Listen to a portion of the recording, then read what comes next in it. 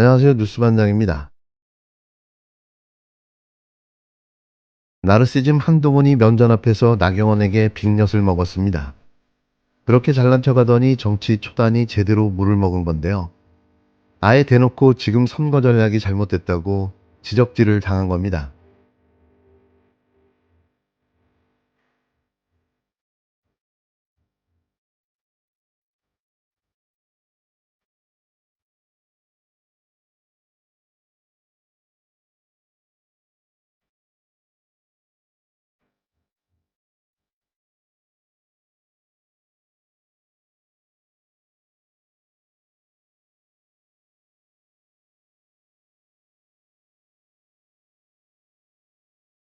한동훈 국힘당 비상대책위원장이 선거대책위원회 첫 회의를 열어 민주당 등 야권은 범죄 세력 연대라며 난장판 국회를 심판해야 한다고 강조했는데요.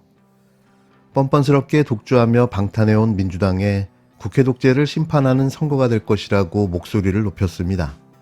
저는 이번 22대 총선을 각자 유리한 프레임으로 누구를 심판해달라, 심판의 선거로 가는 것은 국민의 마음을 얻을 수 없다고 생각을 합니다. 선거는 국민의 대표자를 선출하는 것입니다. 정직하고 유능하며 또 국민의 삶과 미래를 책임지는 후보를 뽑는 것입니다. 국민들께서 냉철한 시각으로 누가 더 믿을 만한 실력과 진정성을 가졌는지 따지고 마지막까지 후보 하나하나를 검증할 것이라고 믿습니다. 이번 선거를 관통하는 프레임은 야당 심판론도 아닙니다. 바로 정치 심판론입니다. 수도 없이 쏟아지는 정치권 속보에 국민은 눈과 귀를 닫으려고 하고 있습니다. 우리가 말하고 싶은 이야기가 아니라 국민이 궁금해하는 이야기를 해야 될 것입니다.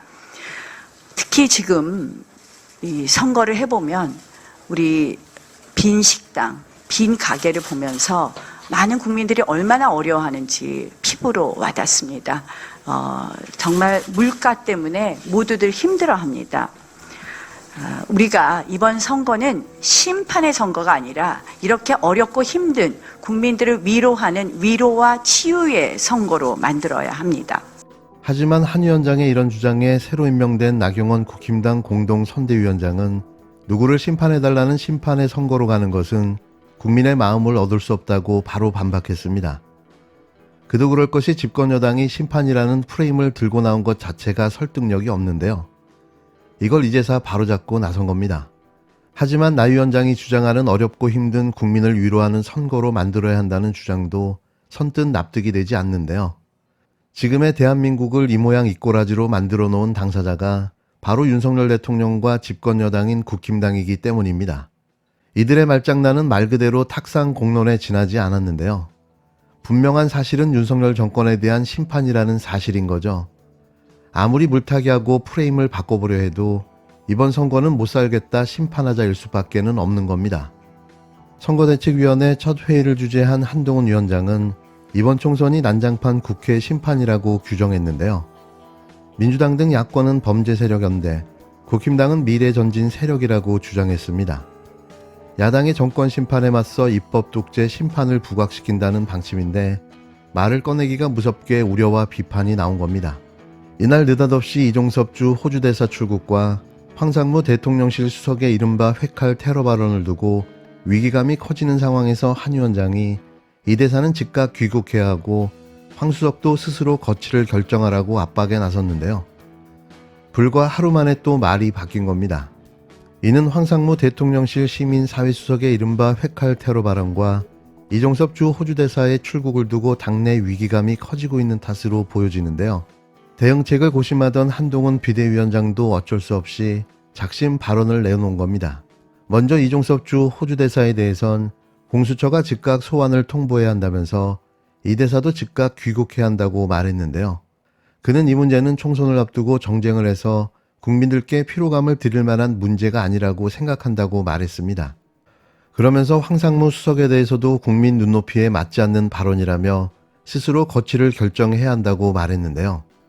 이는 자진 사퇴를 요구한 것으로 해석됩니다.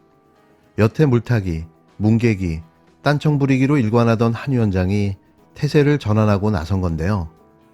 이는 내부에서 실시된 여론조사에서 이번 총선의 예상 결과가 참담한 수준으로 나오자 양평 고속도로 휘든 민심을 수습하겠다고 나선 걸로 보여집니다.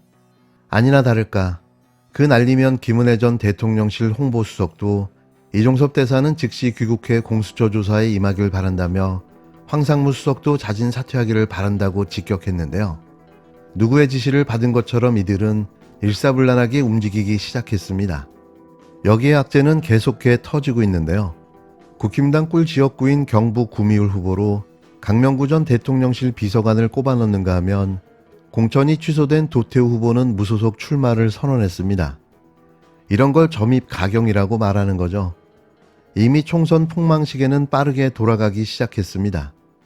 40 총선 심판일 이후 이들을 기다리고 있는 건 식물정부와 탄핵이 될 텐데요. 2년 동안 많이 즐기지 않았습니까? 이제 그 대가를 치러야 할 때입니다. 끝으로 조국 혁신당 대표가 내가 너희들 끝을 본다라며 부산 사투리로 한동훈에게 경고장을 날렸습니다. 이 말에 얼마나 많은 함의와 함축된 뜻이 담겨 있을까요? 한동훈은 매일같이 악몽을 꾸고 있을지도 모릅니다. 이게 보통 일이 아니기 때문인데요. 언젠가는 벌어질 수밖에 없었던 일이 너무나도 빨리 다가왔기 때문입니다. 그리고 그 일이 40 총선 이후엔 현실이 될 듯 보여지는데요. 무섭겠죠? 아마도 해외 망명이라도 하고 싶을지 모르겠습니다.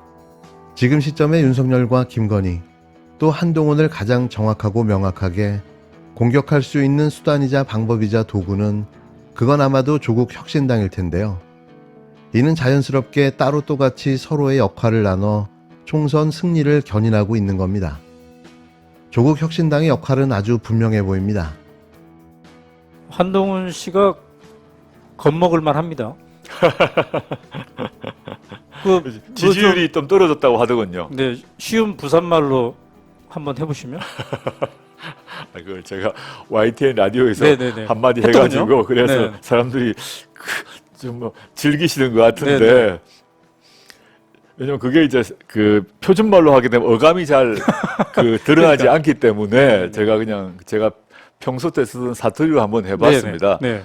왜 한동훈 위원장이 제가 한동훈 위원장에게 제기했던 질문 답하지 않으면서 자꾸 그냥 딴지 거는 듯하게 저한테 자꾸 말을 하고 엉뚱한 얘기만 하더라고요. 네. 그리고 뭐 위원이 분명한 법안을 하겠다 이래서 이거는 이 사람들이 긴장을 했구나. 네. 또 이 사람들이 지금 위축되어 있구나. 네. 그래서 저를 공격하구나 생각을 해서 네. 갑자기 이제 그 부산 사투리가 생각이 났습니다. 네. 그게 뭐냐면 너 겁먹었지 이런 건데 해보자면 너희들 쫄았지 이런 거죠. 그래서 이제 국회 가면 끝까지 파겠다는 거예요. 그것도 한번 해보시죠. 끝까지는 어떻게 합니까? 부산은? 좀 이상하긴 한데 네. 너희들 내가 끝을 본다. 너희들 내가 끝을 본다. 내가 끝을 본다. 위를 올려야 됩니까? 본다. 알겠습니다.